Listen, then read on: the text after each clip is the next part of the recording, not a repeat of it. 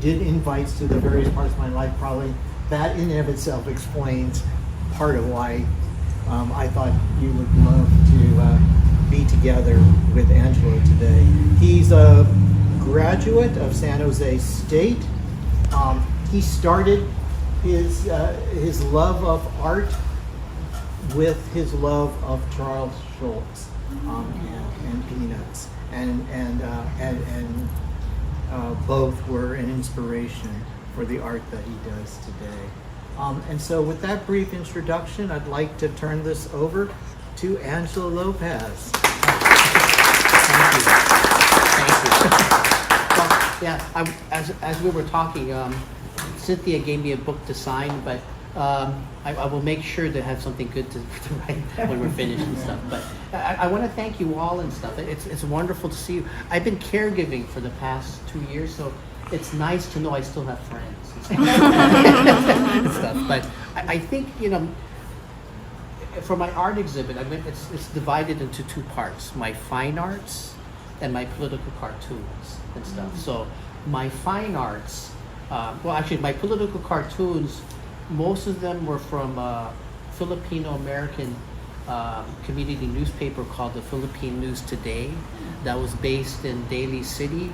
I was in that newspaper from 2011 to 2023, and it was both a wonderful experience, but it was kind of a scary experience too. It was a wonderful experience in that I hadn't had that many Filipino-American friends since my college years. After college, I kind of lost touch with a lot of those friends and stuff, and but it was a good way for me to reconnect with them. One of my cousins is here. Her name is Connie. She went all the way from Pittsburgh and stuff, and it's yeah. And she was actually, I never told her this before, but she's always been one of my heroes. And during the People Power Revolution, you actually marched. I was in EDSA. Yeah, she was in the EDSA and stuff. The People Power Revolution was where during the Marcos dictatorship, the people revolted and stuff, and it was a peaceful revolt and stuff, and they were able to overthrow the dictator and get a democracy back and stuff. And did you wear the yellow shirts? Yeah, she wore the yellow shirts during. Oh, okay. Yeah, so it was kind of I never told you that, so you can forget about it after this. But it was cool. But learning about the Philippines and it helped me connect because I was raised in Navy bases. So it was, when I was young, I had a difficult time on knowing if I was a Filipino or if I was an American. And then, but I got kind of resolved in my college years because my first girlfriend was Filipino, and she just accepted me for who I was. And then I took an Asian American class, and it helped me to realize I can love my Filipino heritage, and I can also love being an American. So I'm grateful for the Philippine News, even though they let go of me and stuff because their budget, they could no longer pay for me to be an editorial cartoonist. But I'm deeply grateful for them for helping me to reconnect to, I guess, my heritage and stuff. Even though some of the things going on in the Philippines kind of scared me and stuff. My fine arts is I try to make it non-political because I don't think it's healthy mentally to only focus on politics. So when I was a kid, I loved the Three Stooges. I loved the Marx Brothers. I loved Abbott and Costello. And there used to be, in the Bay Area, in Channel 44, they used to do all of these kind of funky comedies and stuff. So like the Charlie Chaplin, Jerry, Dean Martin, Jerry Lewis. They used to have a series called the Thin Man series with William Powell, and I loved all of that stuff. And so I try to channel that into my fine arts painting. So my fine art paintings are very kind of less serious. You usually think the cartoons are funny, but the fine art paintings are not and stuff. But it's the opposite for me. My cartoons are serious, but my fine art paintings are not and stuff. So yeah. So I think I wrote some notes. So, in case you're wondering, editorial cartooning is dying right now because newspapers are declining. But there was a time when editorial cartoons were actually pretty influential in America and stuff. So some people may not know what an editorial cartoon is. In the newspapers, there was an editorial section. And in the editorial section, they would have opinions. So the editorial cartoonist would be in the editorial section expressing whatever his or her opinions are and stuff. So that's what an editorial cartoon, and they used to be pretty important and stuff, and they're still important in other countries in the sense that if you do an editorial cartoon against a government or against a religious extremist or something, you can go to jail or you can get killed. In America, we don't have to worry about that. We just have to worry about losing our jobs and stuff. So, but in the 50s, Herbert Bloch, he was one of the few people who were willing to confront Joe McCarthy. And also Walt Kelly, he did a comic strip called Pogo. He was able to do that too. And stuff. So, but okay, I guess I'll walk around and stuff. So, okay, I'm slowly walking, and you guys can follow me. We're walking. We're walking. So, okay, I guess I'll do this first. So these are some fine arts paintings I did. These are two of my biggest heroes, Martin Luther King and Robert Kennedy and stuff. They became my heroes because in the 80s, there was a PBS series called Eyes on the Prize that talked about the civil rights movement.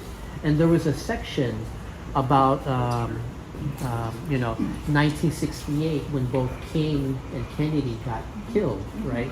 But watching that documentary, I was so taken by how heroic both of them were that they became heroes of mine, and that was sort of like a gateway into my sort of politics and stuff. So, but so I did these paintings of them.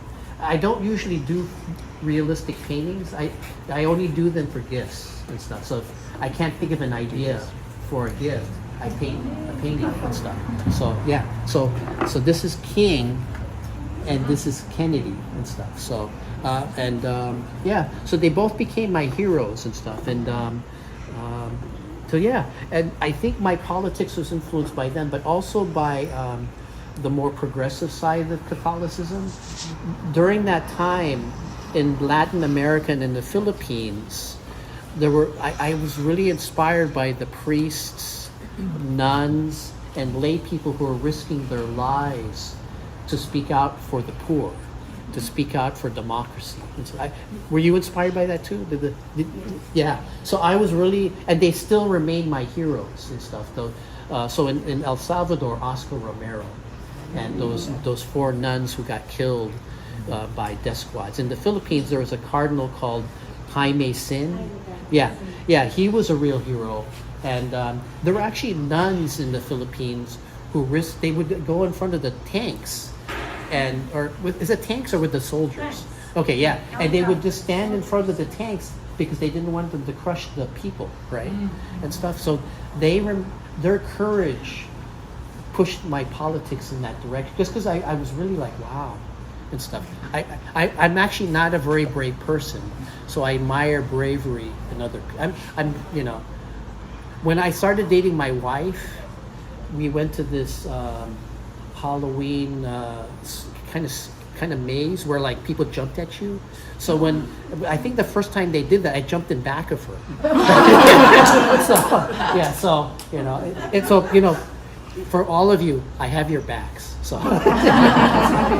So. You want to do the pieces over there? Yeah. And then I'll lift them up so that people can see them. So this painting was a recent painting. I don't do stuff for the Philippine News Today anymore. I do stuff for this cartoon movement, a European cartoon site. This painting is in reference to the Trump deportations, but also there's a caregiver crisis and a nursing crisis. There's a real nursing and caregiver shortage.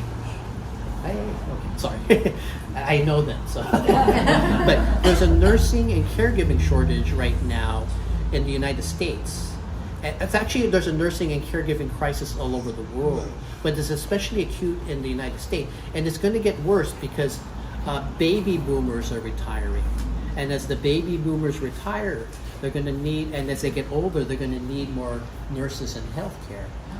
Philippine nurses have been coming to America, and they've been helping with the caregiving crisis and stuff, because there's still a shortage, but there's less of a shortage because of Philippine nurses and caregivers and stuff. One of the reasons that it's actually, it's a good and bad thing. In the Philippines, it's kind of a bad thing because in the 1970s, during the dictatorship of Ferdinand Marcos, there wasn't the Marcos mismanaged the economy, so there wasn't enough jobs. So he instituted a policy where Philippine people would go overseas to find work. They called us overseas Filipino workers and stuff.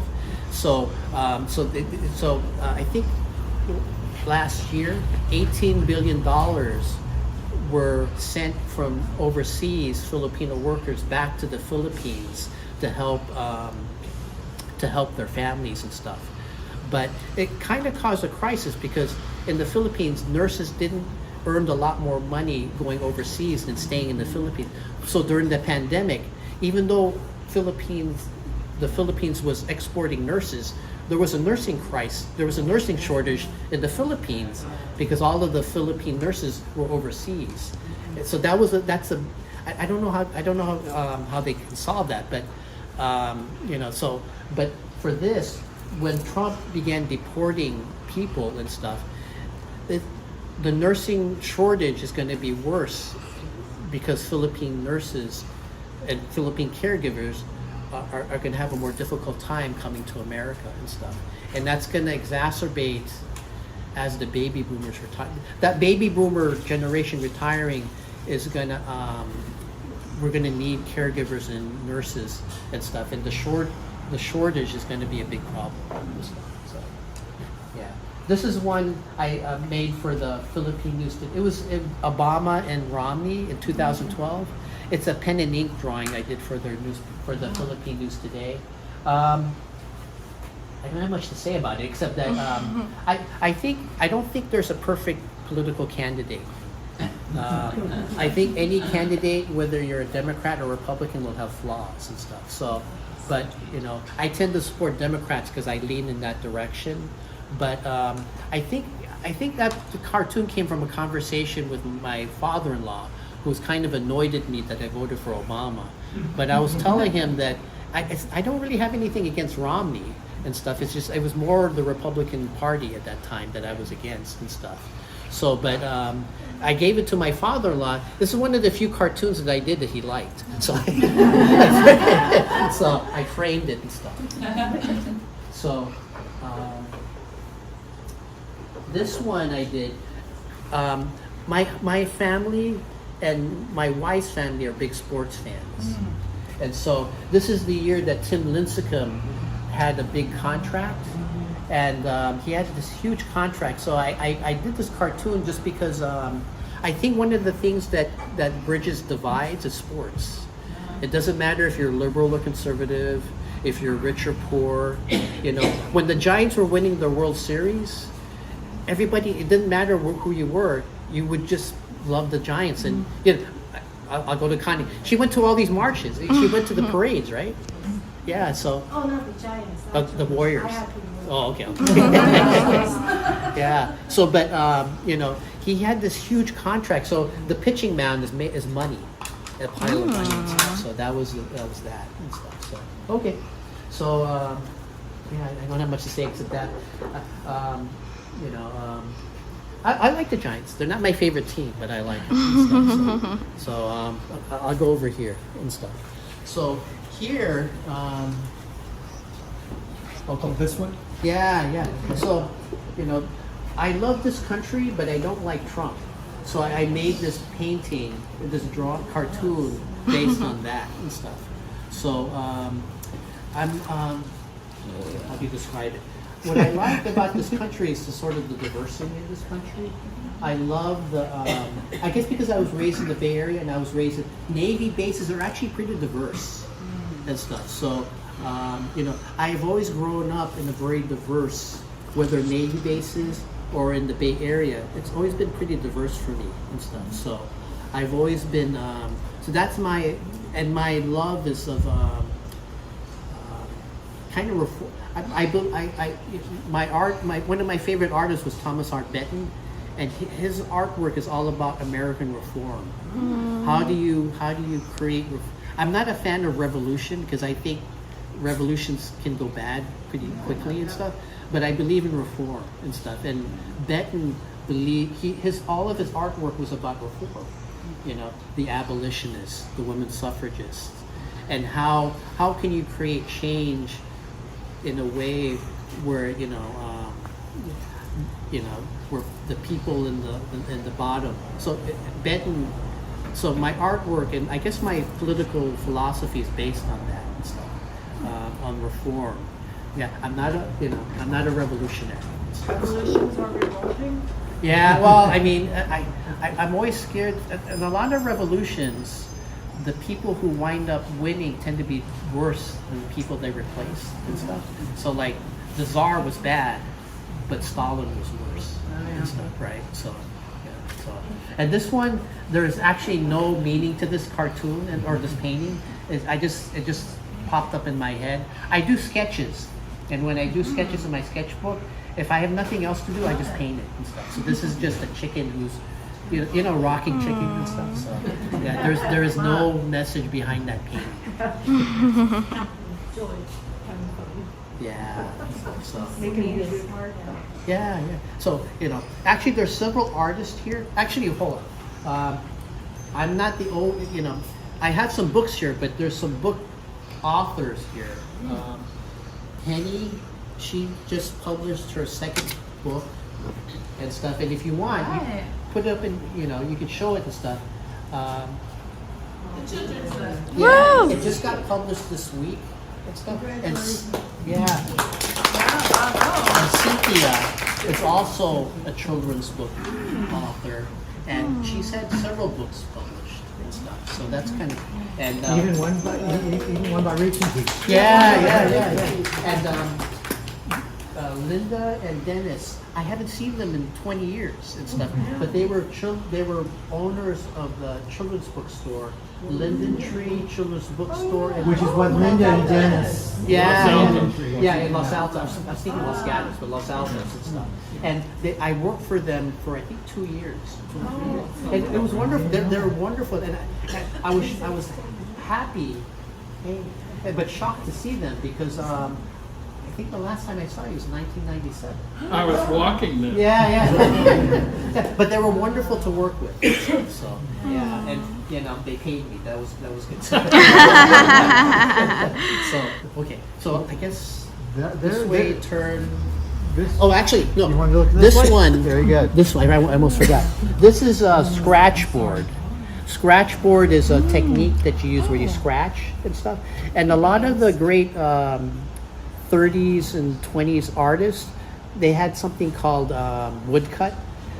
Since I'm too lazy to do woodcut, scratch board is easier to do, and I love that black and white. So like if you look at the German expressionists or some of the Mexican artists like Diego Rivera and Cisqueros and some of them, they did scratch board, and their that kind of work was very political and stuff, because in Germany at that time they were facing the threat of Nazism and stuff. And then with Diego Rivera, I forgot what he was doing, but they were also revolutionary art and stuff. So for this one, this painting was inspired. The Catholic Church right now, this year is a Jubilee year, and before Pope Francis died, he wanted to dedicate the Jubilee year for helping having the church help prisoners, and so so various Catholic cardinals from around the world dedicated the Jubilee year, since it was supposed to be to help the prisoners. They wanted it to help political prisoners and stuff. So in the Philippines, I forgot the name of the bishop or cardinal, but he used the Jubilee year for people who are imprisoned there's something called red tagging, where you accuse somebody of being a communist, and then they get harassed and jailed. So that particular bishop used the Jubilee year to draw attention to people who've been red tagged and put in prison. So there's a Philippine journalist named Frenchie Mecumpio. She's been in jail since 2020, but there still hasn't been a trial for her and stuff. So various people have been in jail and stuff. So in other countries, it's different things. So like in Nicaragua, there's a similar thing. But in that country, Daniel Ortega is really harassing the Catholic Church and stuff. So, but that's one of that's the side of the Catholic Church I really love, is their courage in speaking out for political prisoners and for stuff like that. So I'm sad that Pope Francis died, but I don't know. I think Pope Leo seems pretty good. I mean, he's so yeah. So I'm not sure yet and stuff. But okay. So for this one, since Jesus himself was a political prisoner and stuff, I wanted to reflect that in this cartoon and stuff. So okay. I guess everybody that way. Yeah, the top one. Okay, so this top one is actually, my wife wanted me to do this painting. So this painting is supposed to hang in our bathroom, but my wife, she wants me to paint cuter pigs, so I'm going to redo this painting and stuff. So this painting is supposed to be like this in the corner, and then have the painting like this. But since my pigs are not cute enough, I'm going to be doing another painting. So, if anybody buys this painting, that gives me, I can get rid of this painting and just and stuff. So, in the Middle Ages, there used to be something called a Renaissance and medieval artists, or they used to do something called a diptych, where it's like a paint, if two panels, but it's the same painting, but it's in two separate panels. Yeah. Well, actually, she was in Europe last month. I was in Florence for almost 1 year. So you've seen diptychs? Where Renaissance. Yeah. Okay. So as Angelo continues, if anybody would like a chair to be set up somewhere, I have plenty of chairs. Just let me know. I'm happy to set up a few more chairs. And I'll bring the art to you to see it too, so they'll have to move as well. Okay.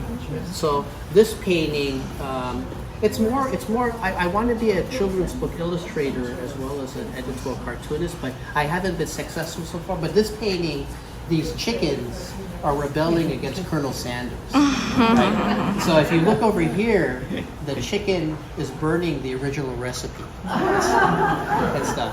And since they're revolting, I had one of the chickens holding a hammer and the other chicken holding a sickle and stuff. So yeah, so there's no deep message in that painting. I just did it for fun and stuff. But Tom, since you're vegan, I thought this painting would appeal to you. Yeah. So yeah. This painting actually was based on the very first.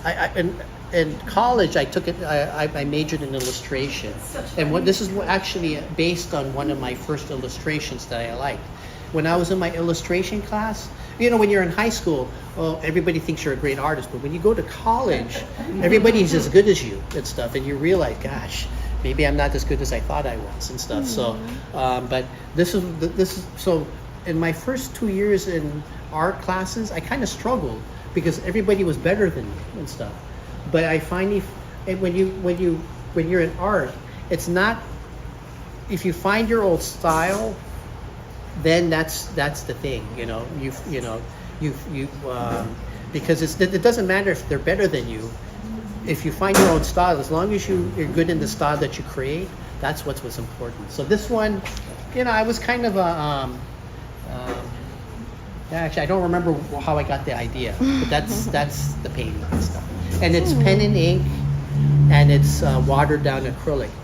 The old children's book illustrators did that technique where they would do pen and ink, and then they put a watercolor overlay over the painting and stuff. And if you look at like Winnie the Pooh, you know, the Winnie the Pooh drawings or anything like that, that's this and stuff. So, I as a Navy kind of brat and stuff, I really love America. And 1976 was a really influential year for me. That was the bicentennial. So I was 9 years old and stuff. And there was a lot of cool stuff about America at that time. There was actually a musical called 1776 and stuff. And so this is sort of my vision of what I love about America and stuff. So yeah, so yeah, it's good. And yeah, I don't know what else to say about it. So in the picture I have Washington, I have Lincoln. I just have all Frederick Douglass. I have all of these figures and stuff. But I think also I was influenced by the Asian American class I took in college, and it made me realize the influence of various groups to America. You know, Irish Americans, Filipino Americans, Chinese Americans, and such and stuff. So yeah. So and that's an old painting. So if you guys want it and stuff, I put it at a low cost. So yeah. Did you want to say anything about the piece next to it? Yeah, so this is actually the first version. I did two versions of this painting and stuff. So I may have to buy it since it doesn't detach the wall. so I did two versions of this painting. So there's a church, First Presbyterian Church that I go to, but I actually have only gone. There's a morning Zoom church, I guess. So I've only been, in 10 years, I've only been to that service twice. And we all perfect. Yeah, so, yeah, but when I was when growing up in Catholic Church, I think one of the things I enjoyed the most, they had, after the church service, they would have donuts. Yeah. And, you know, me and my brothers and my sister, we would rush for the donuts, go home, and then we watch basketball and stuff, right? But so I don't know. It's weird for me to go to a church that doesn't serve donuts. So this is sort of I did a second version which I donated to the church and stuff. But I like that painting. I tried to make it sort of I put gold leaf and stuff for the and since, you know, when I think of donuts, I think of police officers eating donuts and stuff. Yeah. So I added but in the second version, I thought maybe it'd be better to add members of the church to that thing. But, you know, but for me, I don't know why, but I think I have it instilled in my head that you can't go to church without having donuts and stuff. So. You may notice a similarity. This is our pastor, Tom. Yes. Has more accurate haircut. Yeah. True. There's vegan donuts here. The pastor is a vegan. So non-vegan donuts. Yeah. So I went to this morning. I went to San Jose to make sure to get some vegan donuts. So if you've never had vegan donuts, go ahead. And I think, yeah. So And I've been told that it's very bad luck for a bookstore for people to come to an event and for there to be any donuts left. Very bad luck. So the donut These store. donuts are Orthodox. Oh, yeah.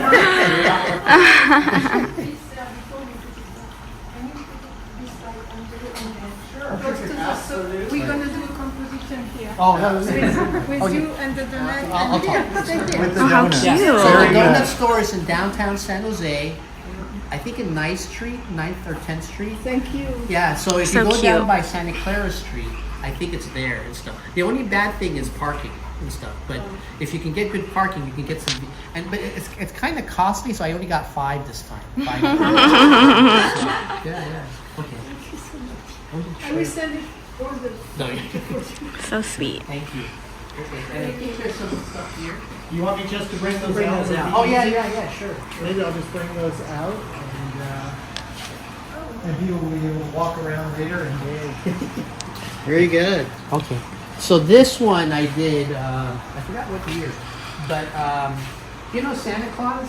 he's only supposed to go down the chimney, but he's kind of a fat guy and stuff. And a lot of chimneys are kind of thin and stuff. So this was my idea for like, you know, during the summer, he can be exercising so that he's able to go down those chimneys and stuff. So yeah, there's nothing deep about that painting. It is deep. Yeah. Oh, and this one, like I said, I like the Marx Brothers, and I like it. So if you look at a lot of those comedies, it's based on puns, right?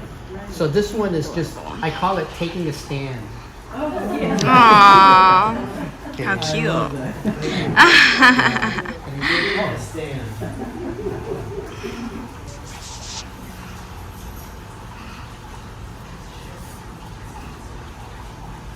So I think this is my last. It's sort of a realistic paint. You know how when you see artists, when they paint, they're always going like that? So yeah, so I did this painting and stuff. This is actually, my wife doesn't actually like this painting, so if you guys want it, if you guys want it from and stuff, and if you don't like it, you can just turn it around. So yeah, I think that's it and stuff. So thank you. Do you have any questions or anything, or any regrets of coming here? Angelo, how did you develop your style? What are some of the turning points? My style was influenced a lot by cartoonists, children's book illustrators, and you know, there's two muralists that I love, Thomas R. Benton and Diego Rivera and stuff. But in terms of cartoonists, I like comic strips and comic books and stuff. So I just have a lot of influences and stuff. But children's book illustrators, Maurice Sendak. He did a book called Where the Wild Things Are. Okay, so Arthur Rackham. He's a more, I don't know. I don't know if you know, but he did in the 20th century. He did The Wind in the Willows. I don't know if you know Peter Pan in Kensington Park. And I love comic books. So and I loved superhero comic books. So you know. There was a guy named Jack Kirby. He co-invented with Stan Lee the Fantastic Four, which is a great movie and you guys should see and stuff. The Avengers, Iron Man, you know, all of those guys. I don't know if I should be saying this in the church, but I was influenced by Robert Crumb. He was a underground cartoonist who did kind of X-rated type cartoons and stuff. But if you focus only on he's a wonderful cross-hatching artist. So if you focus on the cross-hatching and you don't focus on the pornographic imagery and stuff, his stuff is great and stuff. But I like cross-hatching, you know, the pen and ink cross-hatching. So what else do I like? I like a lot and stuff. But this is the opposite of Robert Crumb, but Pauline Baines did illustrations for the Narnia series and stuff. C.S. Lewis's Narnia series. Her illustrations are wonderful and stuff. But it's the same, even though she doesn't do pornographic imagery, it's the same thing as Robert Crumb. A wonderful pen and ink, cross-hatching, you know. And there's a cartoonist called George Herman. He did a cartoon called Crazy Cat. You know, I forgot what the years were. 1920s, yeah, 30s and stuff. Cross-hatching, pen and ink and stuff. Oh, I like Spiegelman too, but he's later and stuff. Yeah, but I like his stuff. He did Art Spiegelman did a graphic novel called Mouse. It's a wonderful. It's a wonderful memoir. Is it a memoir? Yeah. So. But his stuff is wonderful, but it's very serious. It's about the Holocaust, but done through cats, dogs, and mice. Is that right? It's been a while. There's a lot. If you want to learn about the cartoons, comic books, you don't have to buy. Go to the library. The 740s is where most of the comic book and cartoonists are. If you want to learn fine arts, go to the 750s. And nowadays, Aaron, he in the back here. He works in the Sunnyvale Public Library. I used to work in the Sunnyvale Public Library for 28 years. So even though I say I'm a fine artist and a cartoonist, that didn't earn me nothing. I basically paid the rent from the library and stuff. And am I right? 740s and 750s, right? And there's now a graphic novel section in a lot of libraries and manga. Manga's actually pretty good, but you have to remember to read backwards, right? Instead of forward to backward, you read backward to forward, right? But Well, they think it's reading forwards. oh yeah, but it's different and stuff. So, but yeah. So if you want to learn more about that, just go to the library. While you still can. Yeah, and stuff. So. Thank you. So thank you. We have a lot of food. Please continue to mingle. Angelo will take questions. Also, if you want to get a book and get it signed, he'll be happy to do that. Of course, the artwork is for sale. We'll take any of your purchases through the register to get the money. And as to- Derrick's auntie liked to say, this is food, not art. Please. This is art for sale. Nice.